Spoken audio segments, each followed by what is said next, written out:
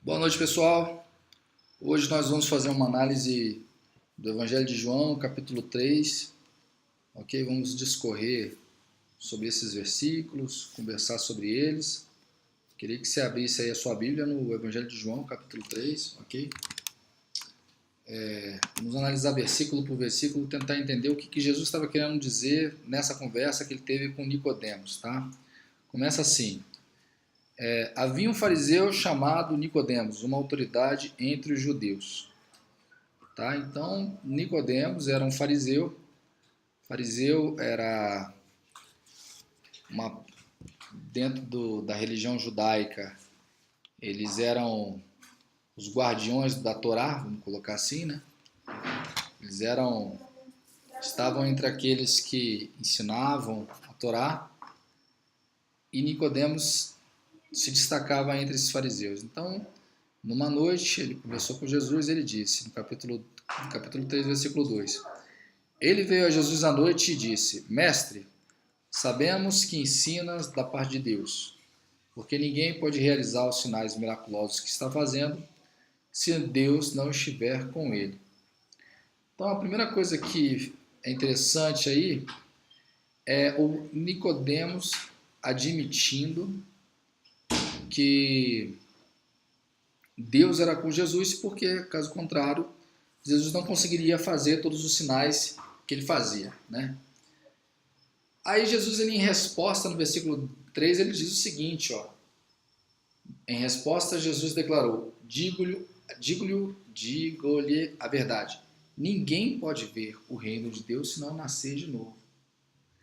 Então, assim, ao mesmo tempo que Nicodemos, ele constatava que Jesus tinha vindo de Deus, certo? Jesus ele estava dizendo o seguinte, ó, para você compreender Deus e o reino dele com clareza, com exatidão, com a profundidade que se deve entender, é necessário que você nasça de novo. Caso contrário, você não vai entender.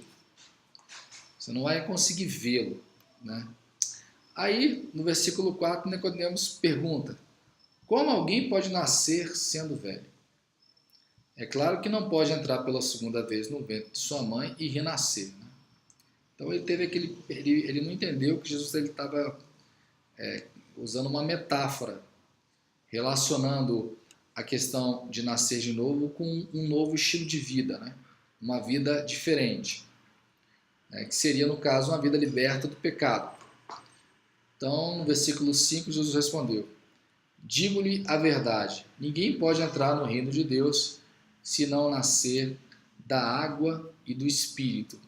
Eu acho que nesse momento o Nicodemos deve ter ficado mais confuso ainda, né? Porque Jesus primeiro disse que ele tem que nascer de novo. Depois fala que ele tem que nascer da água e do Espírito. E o que significa nascer da água e do Espírito, né? Bom, depois que a gente estuda o Evangelho, e as pessoas que passaram pelo processo de conversão e se batizaram nas águas, que é o batismo de João Batista, o batismo do arrependimento, e foram batizadas pelo Espírito Santo, as pessoas entendem o que significa isso. Tá? O nascer da água é quando a pessoa faz uma confissão pública, uma confissão para o mundo inteiro, de que ela decidiu mortificar os membros dela para o pecado, né? Morrer para o mundo, para ter uma nova vida em Cristo, de dedicação a Deus e submissão a Deus, no caso, né? Dela se submeter à vontade de Deus, que tem a ver com se submeter às Escrituras Sagradas, por um lado, e por outro lado, se submeter à vontade do Espírito Santo. Né? Quem passou pelo processo de conversão e quem foi batizado com o Espírito Santo entende perfeitamente o que significa ser dirigido pelo Espírito Santo de Deus. O Espírito Santo de Deus ele comunica com o nosso espírito aquilo que é da vontade de Deus e aquilo que não é. Você consegue ter discernimento entre o bem e o mal com muita facilidade, com total clareza, vamos colocar assim. Depois que você é batizado nas águas, batizado no Espírito Santo, depois você tem conhecimento bíblico. Então, isso é o batismo das águas, o nascer das águas é o batismo de João Batista, essa confissão.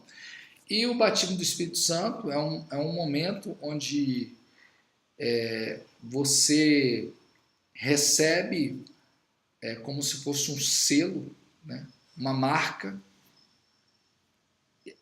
e como se a partir daquele momento você fizesse parte do reino de Deus, né? Quando você nasce do Espírito, você faz parte do reino de Deus, é uma marca. E essa marca, os pentecostais acreditam que é aquele momento que a pessoa fala em língua estranha. Por quê? Porque se você fala o idioma que se fala lá em cima, né? Se fala na eternidade, o idioma dos anjos, isso testifica que você faz parte de lá, tá?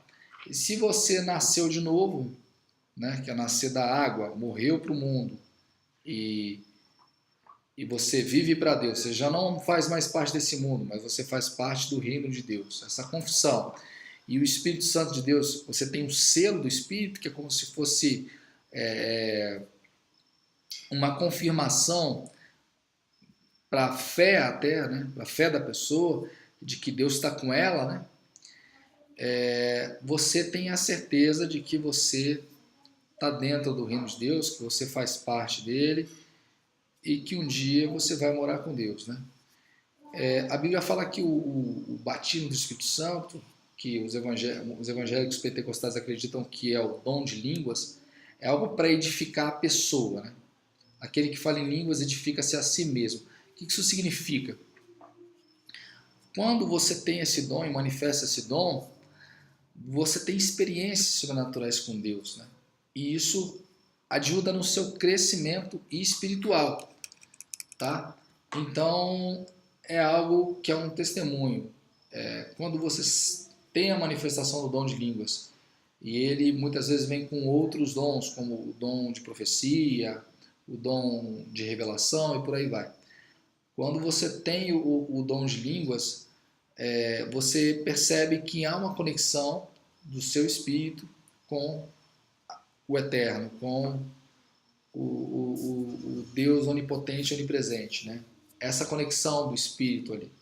Porque você vê a manifestação do poder de Deus no seu corpo, né? Usando os seus lábios para falar em outros idiomas, profetizar e outros sinais sobrenaturais, espirituais, que os evangélicos pentecostais geralmente experimentam ou vê a manifestação disso na igreja, tá? Então, aí continuando aqui no capítulo 3 de João, versículo 6, Jesus continua: o que nasce da carne é carne, mas o que nasce do Espírito é Espírito. Ele está dizendo o seguinte: as pessoas que nasceram da carne, elas não conseguem entender direito o que é essa questão de nascer do Espírito ou viver para a vontade do Espírito. É como se elas não tivessem essa capacidade de compreender, certo? E elas agem do modo natural, né? Elas estão sujeitas ao pecado, escravas do pecado, caminhando para a morte, e a carne prevalece sobre elas, a vontade da carne prevalece sobre essas pessoas. Elas são escravas do pecado, tá? E não conseguem sair desse contexto de escravidão. Mas o que nasce do Espírito é Espírito. A pessoa que é selada pelo Espírito Santo de Deus, ela nasce do Espírito, ela tem a renovação pelo Espírito de Deus, ela já não está mais sujeita à vontade da carne e ela se torna sujeita à vontade do Espírito. A vontade do Espírito Santo prevalece sobre ela. Então, se você quer identificar se você é nascido do Espírito, é você julgar se o que está prevalecendo na sua vida é a vontade do Espírito de Deus ou é a vontade da carne. Ok? E aí Jesus continua no capítulo 3, versículo 7. Não se surpreenda pelo fato de eu ter dito: é necessário que vocês nasçam de novo. Aí ele explica: o vento sopra onde quer, você o escuta, mas não... Você escuta, mas não pode dizer de onde vem nem para onde vai. Assim acontece com todos os nascidos do Espírito. O que acontece é que quando você vive segundo a vontade de Deus, você entende que você é totalmente dependente de Deus. E quem diz, quem determina o que vai acontecer na sua vida é Deus, certo? As pessoas que entendem a dependência e a soberania de Deus, elas sabem que elas podem fazer planos, mas a palavra final é sempre de Deus. E elas sabem que elas podem ser surpreendidas, né? Que Deus ele pode surpreendê-las com coisas que elas não esperam. Elas entendem que basta cada dia o seu próprio mal, elas entendem que a qualquer momento Deus pode tirá-las daqui, né? Deus pode decidir se elas continuam vivas ou se elas morrem. Elas entendem a soberania de Deus de forma plena. E elas entendem que tudo que elas fazem, tudo que elas vierem a fazer tem que ser segundo a permissão ou não de Deus. Agora, há pessoas que fazem uma entrega mais completa de suas vidas, né? Jesus ele falou para os discípulos que não era para eles levarem nada além de uma roupa e de um cajado, quando eles fossem pregar pelas cidades. E Jesus falou que nesses lugares onde eles fossem pregar, eles seriam recebidos por famílias que os iriam alimentar e por aí vai. Então é uma vida de total dependência de Deus, né? Jesus ele fala que não há um que, tendo largado pai e mãe, ou filhos, filhas, empresas e por aí vai, e se dedique à obra de Deus, que não venha ganhar 100 vezes mais nessa vida em casas, filhos, filhas, mães, pais, amigos e bens materiais, e no porvir a vida eterna. Então, sim viver pela fé e sim ser surpreendido ao viver essa fé, porque as pessoas que decidem se dedicar totalmente ao Evangelho, à obra de Deus, são aquelas que experimentam as coisas mais fantásticas e sobrenaturais dentro do contexto de ser um servo de Deus, tá? As pessoas, os milagres mais fantásticos acontecem nesse contexto dessa entrega 100% à obra de Deus, tá?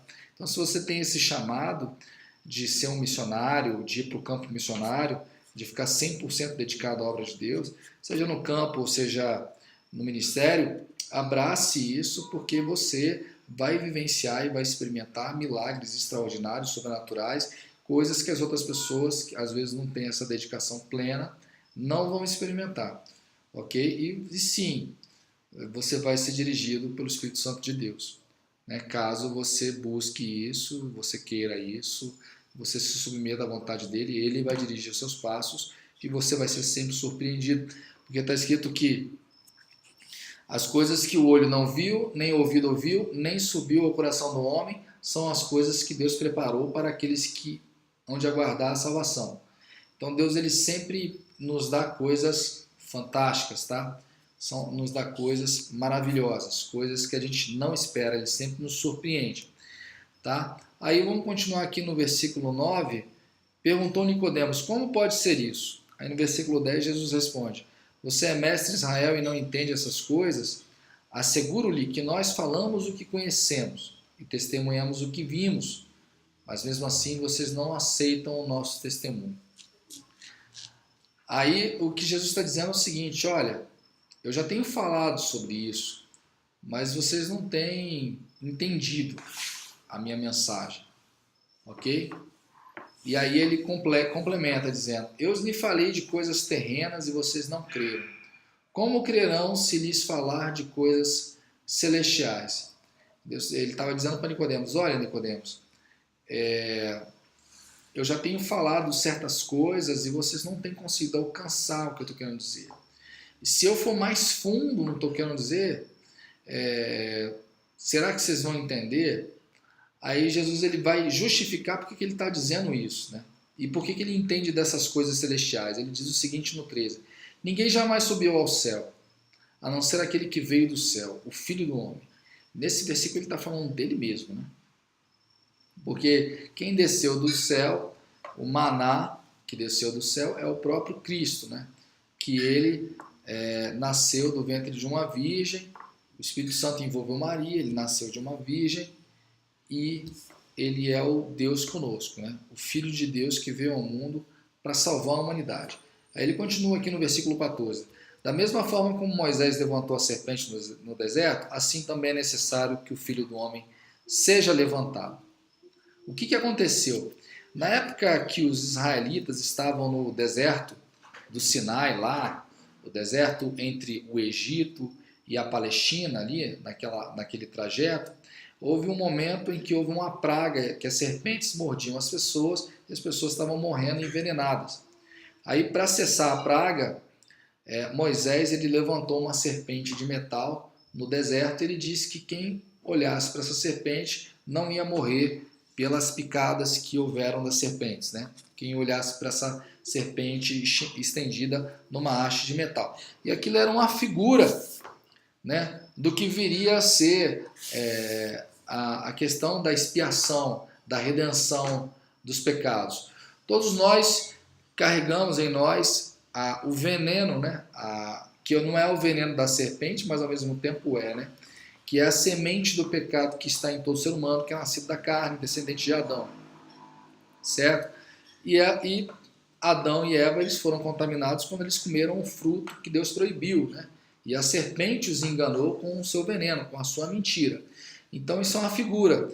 Então nós estamos sujeitos à carne, à vontade da carne, ao pecado, estamos caminhando para a morte, a não ser que sejamos salvos, a não ser que nos arrependamos dos nossos pecados, a não ser que venhamos a crer na Escritura, entregamos nossa vida a Cristo, e assim a gente tem a redenção da nossa alma, ok? Mas ele começa explicando como Moisés levantou a serpente, importa que o Filho do Homem seja levantado.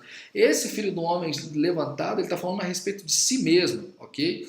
E levantado na cruz, quando ele foi levantado na cruz do Calvário, certo? Então, complementando aqui, para todo aquele que nele crer, tenha a vida eterna. Então, porque Deus tanto amou o mundo, que deu o seu Filho unigênito, para que todo aquele que nele crê não pereça, mas tenha a vida eterna. Esse versículo é considerado o versículo mais importante da Escritura. E ele fala aqui o propósito, Jesus ele explica aqui o propósito da vinda dele na Terra, né? Por que ele veio? Porque tem religiões que pregam um Jesus e foi uma pessoa que veio aqui para ensinar um monte de coisa legal, para ser uma referência de pessoa boa, e depois foi assassinado e acabou, né? Algumas religiões pregam isso. Poucas religiões acreditam que Jesus é o Redentor, é o Salvador da humanidade e que ele veio aqui realmente para isso, para derramar o sangue dele numa cruz, para morrer e para salvar a humanidade. Poucas pessoas acreditam nisso. Poucas religiões, né? Muita gente acredita, mas poucas religiões mostram Jesus como ele verdadeiramente o é, ok? E por que Deus amou o mundo? Porque Jesus é a coisa mais preciosa que Deus tem, né? Então, assim, Deus, literalmente, ele permitiu que Jesus sofresse aqui e morresse uma morte de cruz, onde houve cravos nas mãos, nos pés, onde a carne dele foi fragelada com as chicotadas, né? E ele ficou todo dilacerado praticamente, onde ele derramou talvez até quase a última gota de sangue, de tão machucado que ele foi, e ele ficou ali várias horas sofrendo aquilo, até o momento que ele entregou o espírito e morreu na cruz, certo? Foi uma morte extremamente humilhante, foi uma morte extremamente dolorosa, foi uma morte que talvez a maioria de nós não suportaria da forma como Jesus suportou, mas ele suportou.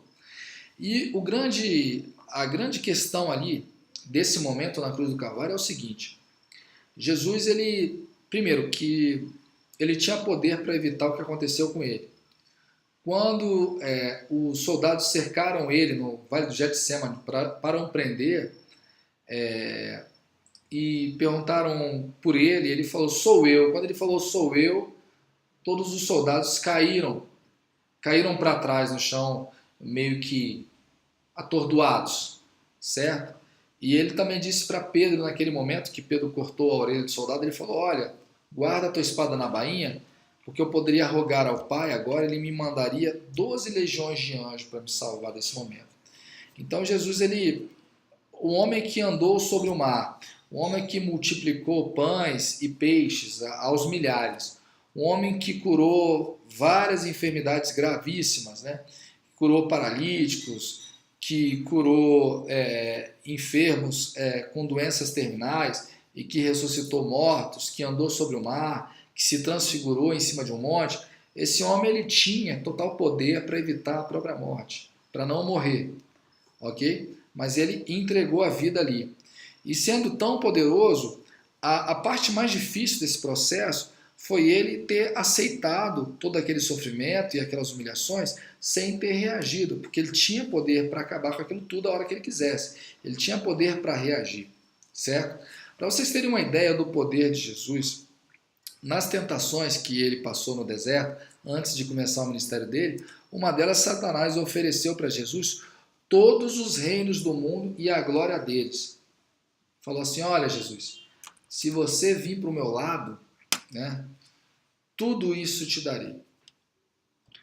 Ele falou, se tudo isso te darei, se ajoelhado, prostrado, me adorares, porque a mim me foi dado e eu dou a quem eu quiser. E Satanás ele estava dizendo naquele momento o seguinte, olha, os reinos do mundo e a glória deles foi dado para mim. Posso dar isso para você se você vier para o meu lado. Mas Jesus ele falou o que para Satanás? Somente ao Senhor teu Deus adorarás e somente a ele servirás. Então naquele momento Jesus Cristo ele estava dizendo, olha Satanás, não importa o que você está me dando, não importa isso tudo que você tem para me oferecer, né? O que o meu Pai tem para mim é maior, eu confio no meu Pai, eu acredito na obra que Ele me mandou fazer aqui e eu vou segui-la até o final. Né? E quando Jesus ele toma essa atitude, ele passa uma vida inteira sem pecado e com morte de cruz, a Bíblia fala que ele agora ele tem as chaves da morte e do inferno. A Bíblia fala que ele tem um nome que é sobre todo nome. E a Bíblia fala que todo joelho nos céus e na terra se dobram ou se dobrarão diante dele e confessarão que só ele é o Cristo para a glória de Deus Pai, só ele é o Senhor. Então Jesus Cristo é isso, Jesus Cristo ele é o alfa, ele é o ômega, ele é o princípio, ele é o fim, ele é a expressão, o resplendor da glória de Deus, da presença de Deus, da pessoa de Deus. Jesus é o verbo de Deus, ele é por meio de Jesus que Deus age, por meio de Jesus que Deus criou o mundo, como está escrito em João, capítulo 1, versículo 1, no princípio era o verbo, e o verbo era Deus, e o verbo estava com Deus. Todas as coisas foram criadas por intermédio dele, e sem ele nada do que foi feito se fez. Então Jesus é muito mais do que um sábio que veio ao mundo, né? As pessoas ficam comparando Jesus com Maomé, ficam comparando Jesus com esses sábios que houveram na humanidade. Jesus ele está num patamar assim, infinitamente superior, não tem nem como comparar, ok?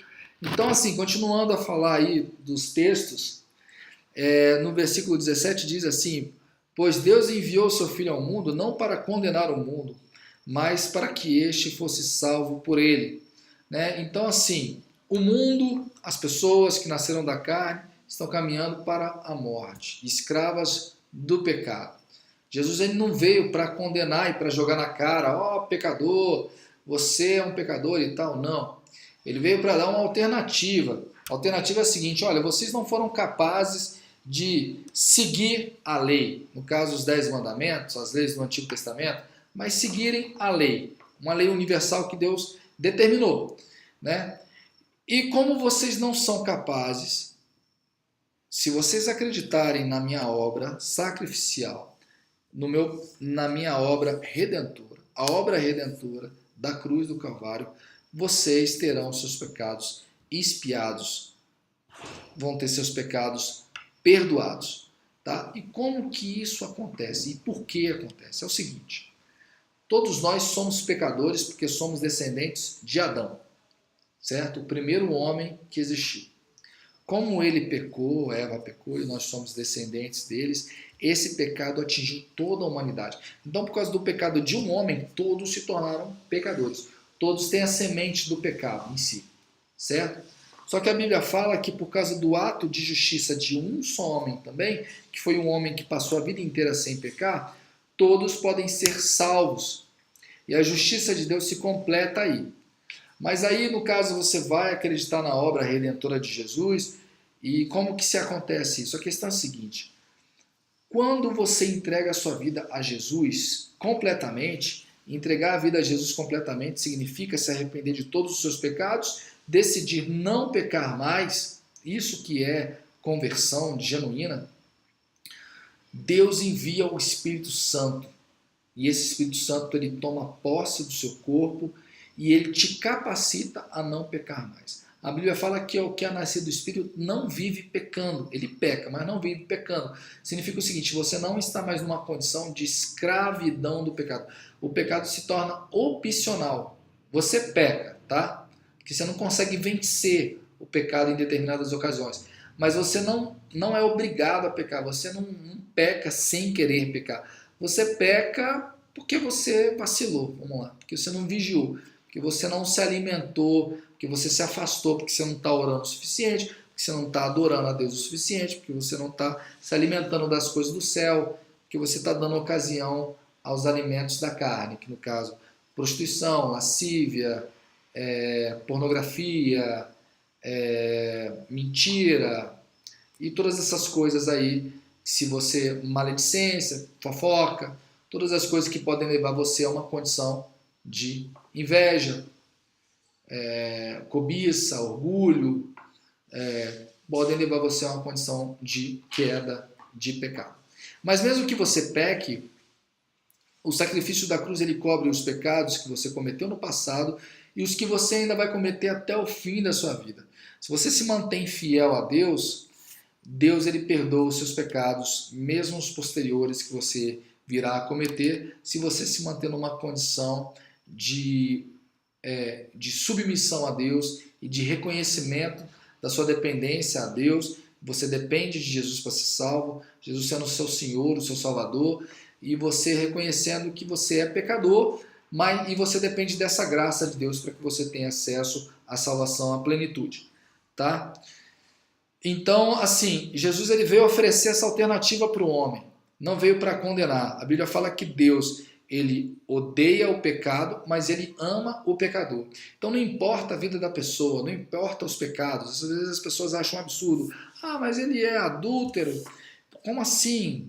Né? Vamos falar do Alexandre Frota. Alexandre Frota fez filme pornô, Alexandre Frota fez uma série de coisas aí reprováveis, trocou de mulher algumas vezes, falou muita besteira, e fez coisas assim que todo mundo considera coisas graves. Mas agora ele tem tido uma postura conservadora, aparentemente ele teve uma mudança na vida dele. Eu não sei se ele se converteu ou não vi a fundo.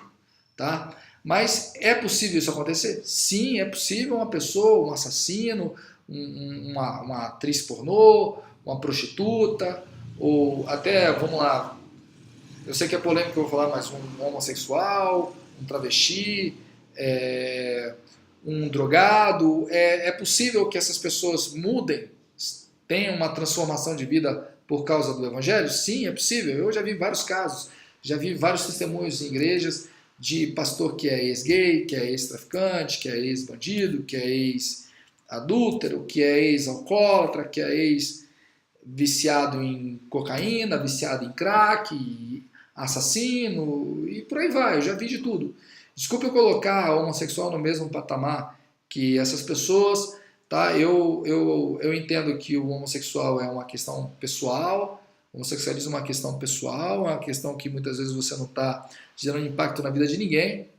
Só que a Bíblia coloca o homossexualismo como pecado, assim como ela coloca essas outras coisas como pecado, certo? Então, do ponto de vista bíblico, o homossexual ele também precisa de uma restauração, ele precisa deixar essa prática e ter uma vida de santidade perante Deus. A Bíblia ela só permite o sexo no contexto do casamento. Todas as práticas sexuais fora do casamento são consideradas pecados, inclusive jovens não casados transando, isso é considerado fornicação, é considerado pecado. Pessoas que se divorciaram, depois têm vida conjugal com outra, sem ser casado, isso é considerado adultério pela Bíblia. Então, assim, muitas pessoas, mesmo dentro da igreja, biblicamente estão consideradas em situações, em contextos de pecado. Até pessoas aí que estão morando junto e tal. A Bíblia só, em tese, pela lei, só permite o sexo no contexto do casamento. Tá? Mas assim, eu acredito que essas coisas são pequenas aos olhos de Deus, do ponto de vista de redenção, restauração. Tá? eu acho que a coisa mais complicada é quando a pessoa vira as costas para Deus, quando uma pessoa se diz ateu, quando a pessoa se diz gnóstico, vamos lá, a pessoa troca a religião cristã às vezes por uma ideologia marxista, não acredita que Deus existe e se torna muitas vezes um oponente dos que têm fé em Deus, né? Um oponente da fé cristã. Isso eu acho um pouco mais perigoso, porque essas pessoas muitas vezes são pessoas excelentes, são pessoas maravilhosas, são pessoas muito boas, que pelo seu procedimento e comportamento elas teriam grandes chances de ter a salvação de suas almas, e às vezes não são salvas por bobeira. Isso vai ter a ver com os próximos versículos que eu vou ler aqui. Ó. No versículo 18 diz o seguinte: quem crê não é condenado. Mas quem não crê já está condenado porque não crê no nome do Filho unigênito de Deus. Então, a pessoa é condenada não porque ela é pecadora ou não pecadora.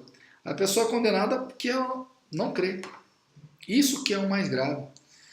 Quem crê não é condenado, mesmo que seja um pecador. Mas quem não crê já está condenado, mesmo que seja um santo, por não crer no Filho unigênito de Deus. Jesus está dizendo o seguinte: olha, eu vim aqui, fiz uma obra e é para se crer nisso, porque a salvação é por meio disso, tá? E o julgamento é este, ó, versículo 19. A luz veio ao mundo, mas os homens amaram as trevas e não a luz, porque as suas obras eram más. Quem pratica o mal odeia a luz e não se aproxima da luz, temendo que suas obras sejam manifestas. Mas quem pratica a verdade vem para a luz para que se veja claramente que suas obras são realizadas por intermédio de Deus. Então vamos aí interpretar esses outros versículos, tá? A luz é Cristo, ela veio ao mundo, né? Está escrito no capítulo 1 de João, a luz veio ao mundo, né? Mas os homens, a verdadeira luz que ilumina todo homem estava no mundo. O mundo foi feito por intermédio dele e o mundo não o conheceu e não o recebeu. Não conheceu, na verdade. Veio para os que eram seus, mas os seus não o receberam. Aí está falando dos judeus. Mas a todos os que o receberam, Deus deu-lhes o poder de serem feitos filhos de Deus, os quais não nasceram da vontade do homem, mas da vontade de Deus. Tá? Então esse nascer de Deus é nascer do Espírito, é nascer da água e do Espírito, são as coisas que eu já falei anteriormente aí no vídeo. Ok? Então por que as pessoas rejeitam a Jesus Cristo? Porque elas não querem abrir mão das suas obras más. Porque elas não querem se submeter à Escritura. Tem muita gente que pensa o seguinte: olha, se eu me converter e entrar para a igreja, eu vou ter que parar de fazer as coisas que eu gosto de fazer, os pecados que eu gosto de cometer. Então a pessoa pensa assim: se eu entrar eu vou ter que parar de beber, eu vou ter que parar de ir para balada, eu vou ter que parar de ficar com um monte de gente, ficar com um monte de mulher, ou ficar com um monte de homem, ou vice-versa, né? Eu vou ter que parar de fazer isso, parar de fazer aquilo, enfim, ou eu vou ter que ter uma vida mais correta, eu não vou poder mais cometer atos ilícitos na minha empresa, enfim, N motivos que uma pessoa não aceita Jesus, né? Às vezes a pessoa tem uma vida de mentira, é uma pessoa corrupta, mentirosa, que está fazendo um monte de coisa errada e ela prefere achar que Deus não existe, que Jesus não existe. Prefere não acreditar no Evangelho para não abrir mão das suas obras más. Né? Como eu já falei anteriormente, a conversão só acontece quando a pessoa decide abrir mão de todos os seus pecados para seguir o Evangelho, seguir a Escritura, para fazer a vontade de Deus. Se ela não toma essa decisão de abrir mão de todos os seus pecados, o milagre da redenção na vida dela não acontece. Aí o que se ganha com isso? Bom, gente, quem já passou pela conversão, pela redenção, sabe o que eu estou dizendo. Literalmente, parece que as coisas que você fazia antes e que você achava ruim fazer, e que você não conseguia deixar de fazer, você não sente mais vontade de fazer e você não entende por que você não sente mais vontade de fazer aquilo. No meu caso, eu fumava e bebia e ia muito pra balada pra tentar ficar com mulheres e tal. Então, assim, depois que eu me converti, aquele ímpeto pelo sexo e por ter contato com mulheres, como eu tinha, aquela parada mais carnal e tal, isso diminuiu bastante, né? Eu tinha mais controle sobre essas coisas, eu tive mais controle sobre as questões de cigarro, eu não tinha mais vontade de fumar, consegui largar o cigarro 3, 4 semanas depois do início do meu processo de conversão, e eu também consegui parar de beber.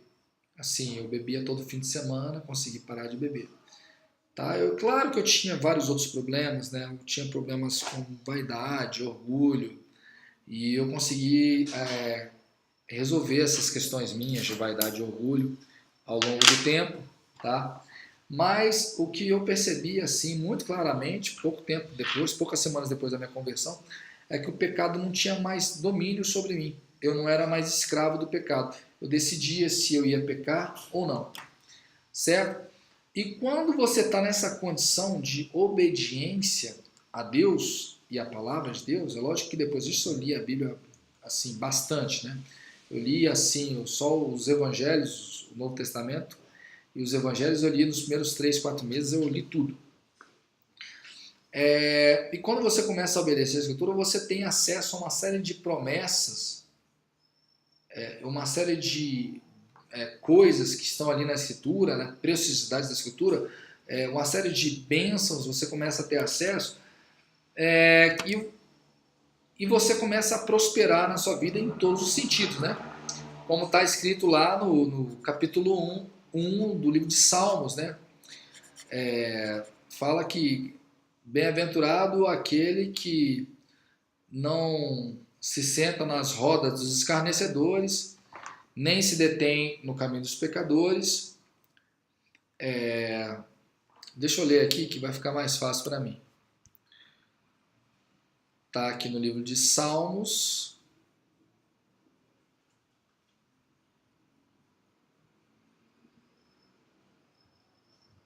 Salmos capítulo 1, se você quiser acompanhar comigo aí, fala o seguinte, como é feliz aquele que não segue o conselho dos ímpios, não imita a conduta dos pecadores, nem se assenta na roda dos zombadores, né? Que a tradução é diferente.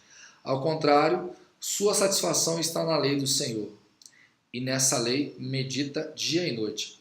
Esse se assentar na roda dos escarnecedores aqui, ou zombadores, imita a conduta dos pecadores, é o contexto onde você é escravo da carne, certo? Então, quando você rompe com o mundo, quando você se converte, você para de agir como os pecadores, imitar a conduta deles, e você para de andar com eles, né? Se sentar na roda dos escarnecedores, dos zombadores, você literalmente, às vezes você para de andar com eles, porque você não está mais no ritmo de vida que eles estão.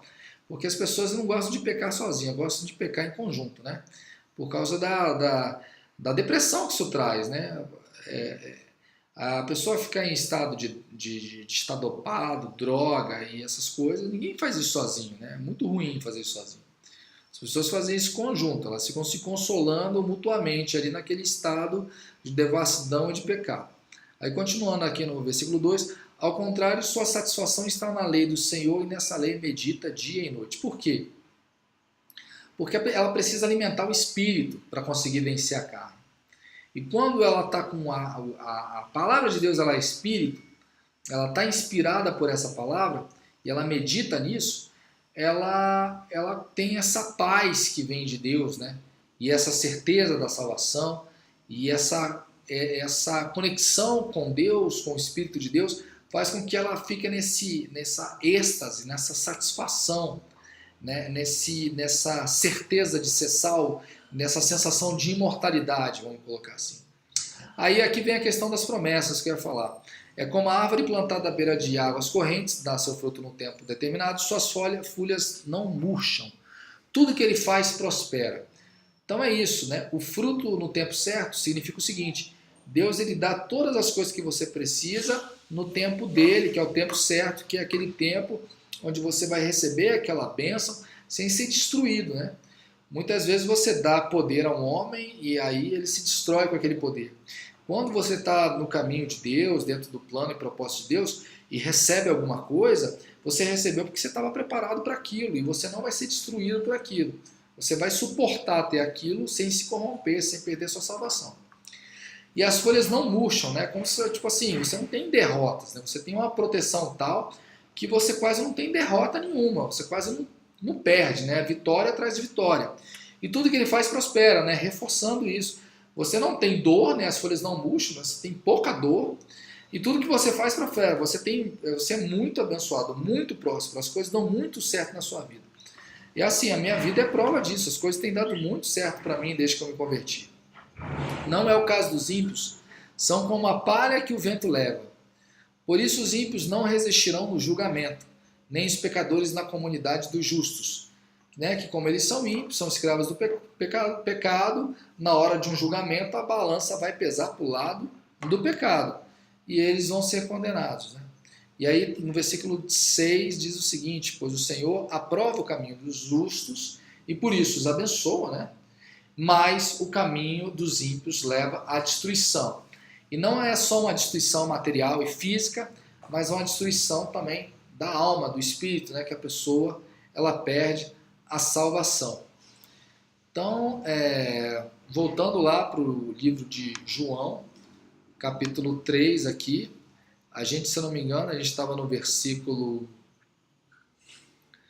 19, e este é o julgamento, a luz veio ao mundo, não, a gente já leu essa parte. Mas quem pratica a verdade, que é o 21, vem para a luz, para que se veja claramente que suas obras são realizadas por intermédio de Deus. Eu acho muito legal esse versículo, porque ele diz o seguinte, que as pessoas que praticam a verdade, que vivem a verdade, elas vão para a luz.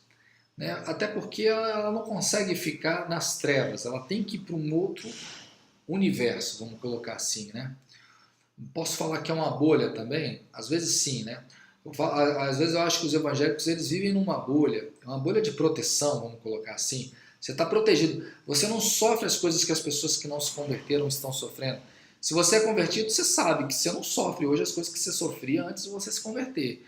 Você está dentro de uma bolha, você está dentro de uma proteção, certo?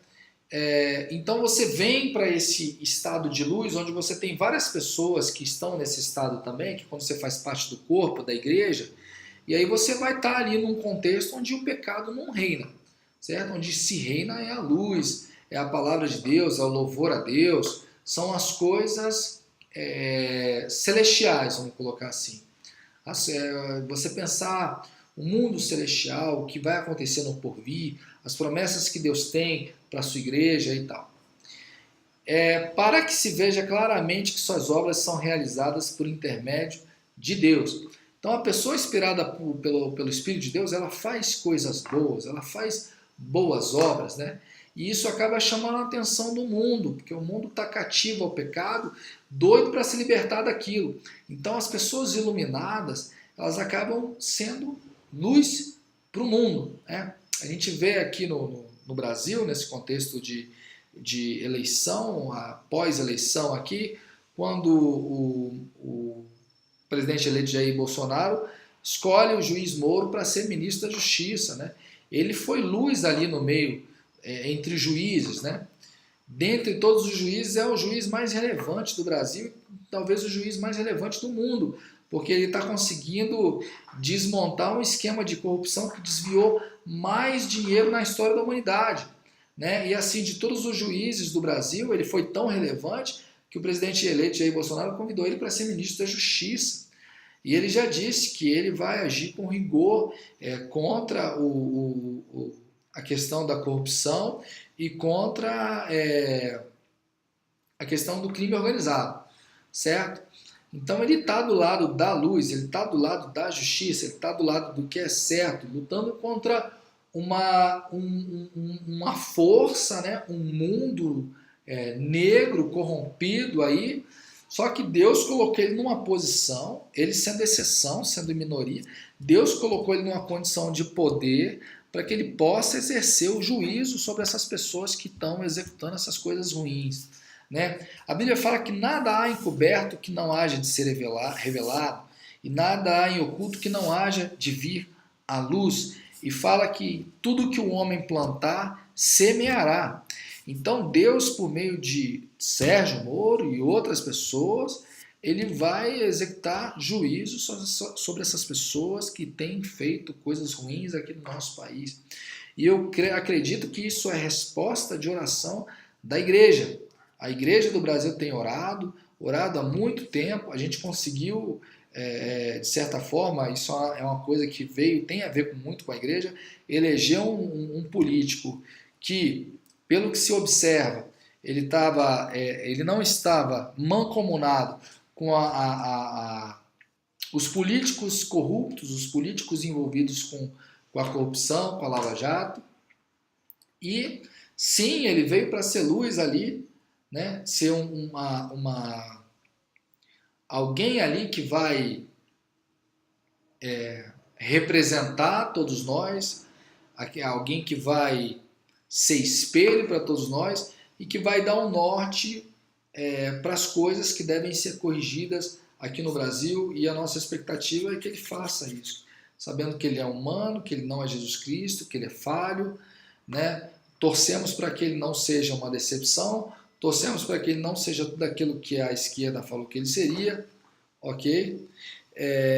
E sim, que Deus abençoe o presidente eleito Jair Bolsonaro e o juiz Sérgio Moro, tá? Mas voltando aqui para o João 3,16, depois fala-se, João 3 na verdade, fala-se sobre outros versículos aqui, mas essa conversa com o Nicodemos termina aqui no versículo 21, ok? Então, que Deus abençoe a vida de vocês, que vocês compreendam, né, essas questões de nascer de novo, nascer das águas, nascer do Espírito, que a pessoa é salva não por mérito pessoal, mas porque ela entregou sua vida a Cristo, porque ela crê que Jesus, ela crê na questão da expiação por intermédio de Jesus Cristo, certo? E que é necessário a todas as pessoas ter esse novo nascimento, ter essa restauração, para que elas possam compreender Deus, para que elas possam compreender o reino de Deus e para que elas possam ter acesso a todas essas promessas que estão na Bíblia, certo? E para que elas possam ter paz, tá? Que Deus abençoe a todos vocês, fiquem com Deus e até aí o próximo vídeo.